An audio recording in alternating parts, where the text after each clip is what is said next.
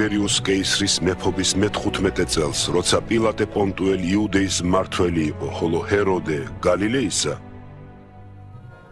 ანასა და კაიაფას მღვდელმთავრობისას ღვთის სიტყვით შთაგონებული იოანე დადიოდა იორდანეს პირა სოფლებში და ქადაგებდა სინანულის ნათლისცემას ცოდვათა მისატევებლად. განეშორეთ ცოდვებს და მოინათლეთ. უფალი ღმერთი მოგიტევებთ თქვენს შეცოდებებს.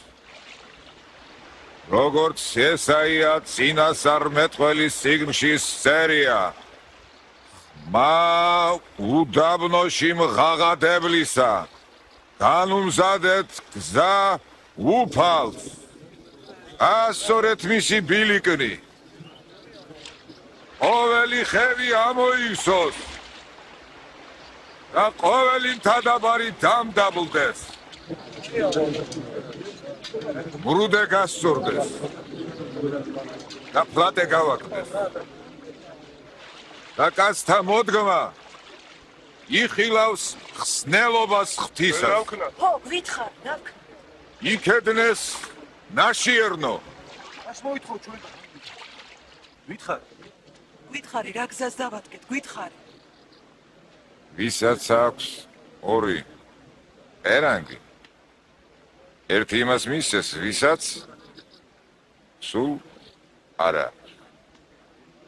ვისაც აქვს საზრდო, უწილადოს არ მქონდეს.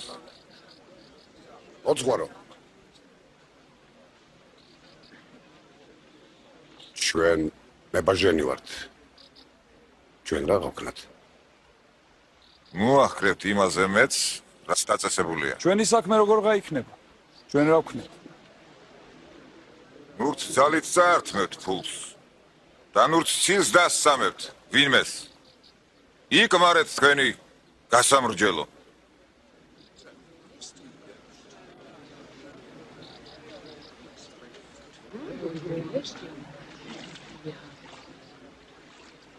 გითხარი შენ, ქრისტე ხარ?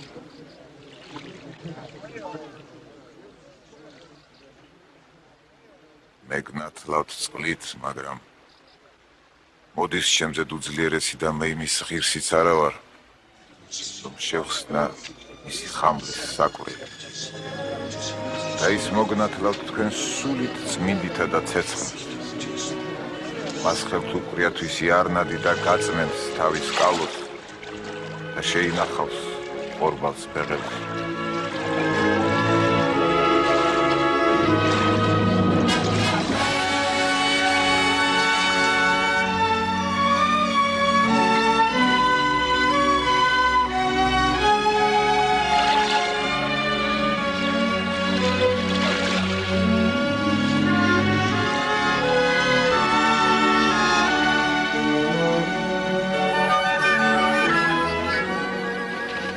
და გადმოვიდა იესოზე სული წმიდა ხორციელი სახით, ვითარცა მტრედი.